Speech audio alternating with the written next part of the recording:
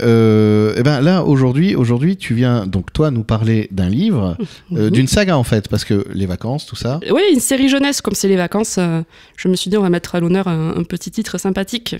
Et ouais, alors c'est quoi ce titre?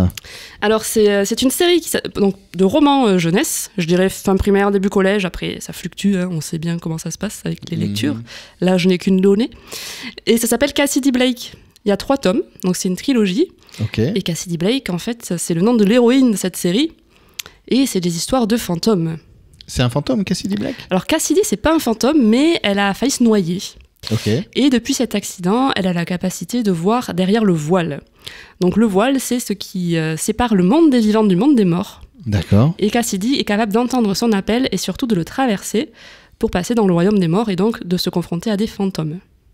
Ok. Voilà. Elle est d'ailleurs accompagnée d'un fantôme, son meilleur ami, qui s'appelle Jacob, et qui la suit depuis l'accident, qui a failli la tuer et qui lui a donné cette vision, cette particularité. D'accord. Et c'est ok pour le monde des fantômes que Jacob y traîne un peu avec elle? C'est pas trop normal que Jacob soit avec elle. D'accord. Ça se développe avec le monde des romans. Normalement, les fantômes sont censés rester derrière le voile.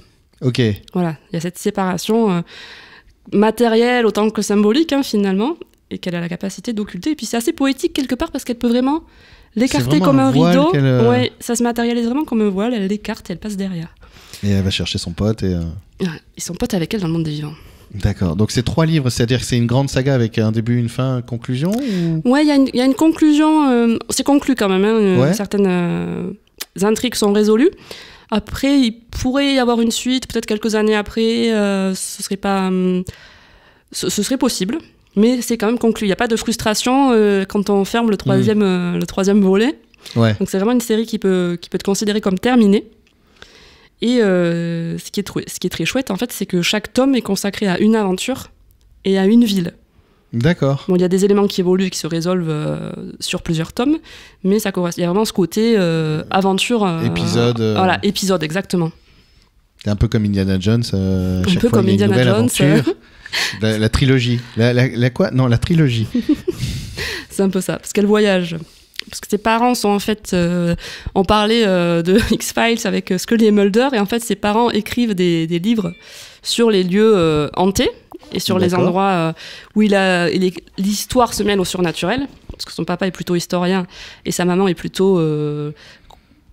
croit dans le surnaturel, en fait. Il aime beaucoup tout ce qui est histoire de fantômes, histoire de lieux fantomatiques, et ils lancent leur émission au moment du tome 1, et vont donc voyager dans différentes villes.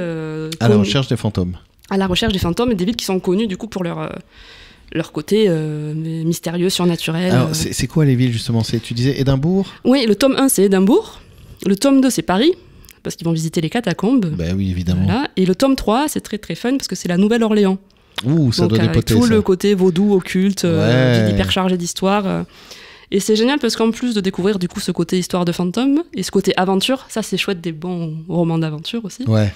On découvre aussi les villes, on a vraiment l'impression de visiter certains quartiers. Et ça c'est plutôt cool.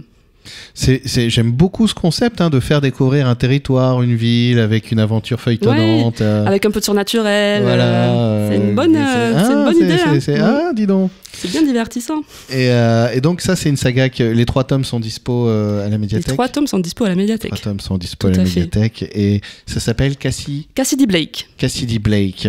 Donc une série de livres jeunesse, mais pas que. Jeunesse, mais pas que, parce que honnêtement, on passe un bon moment en le lisant, même adulte. Hein. Ouais. Et ce côté effrayant est bien sympathique. C'est une chouette série d'ambiance aussi, c'est important de dire. Ouais, ça met un peu les... Oulala. Ouais. Ah oui, quand même. Bon. Gentiment, voilà. Donc ça traumatisera pas non plus. Il y a une histoire d'amour entre elle et le fantôme? Eh bien non. Ah, mais c'est vraiment intéressant alors. Oui, c'est vraiment intéressant. Il n'y a pas une histoire d'amour impossible avec un fantôme, un vampire et un loup-garou? Non, pas du tout. Non. Ce qui est très appréciable.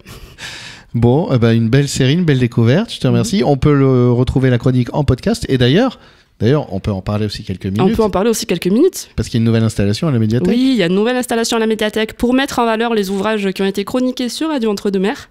On les a signalés dans la médiathèque avec des petits bandeaux sur lesquels, pour ceux qui ont des smartphones plus modernes que le mien, on peut flasher des QR codes qui renvoient directement au podcast sur le site de la radio, au podcast correspondant donc au livre chroniqué. Et on a même fait pour l'instant une petite zone dans la médiathèque où ils sont tous en présentation. Il y a même un petit casque pour les gens qui auraient envie d'écouter sur place avant de décider ou non d'emprunter l'ouvrage en question. Extraordinaire. mais la médiathèque à Sauveterre, c'est saut 2030. 2030, oui. 2030. Oui. Bon, je te remercie. Là, d'ailleurs, j'ai vu que ta voiture volante est garée en double fil. Oui, il va falloir que j'aille la récupérer. Donc voilà. Avant que la police spatiale vienne me mettre une contravention. Merci beaucoup. Avec à plaisir. bientôt et bonnes vacances alors. Oui, à bientôt. La médiathèque est ouverte pendant les vacances. Venez emprunter des livres.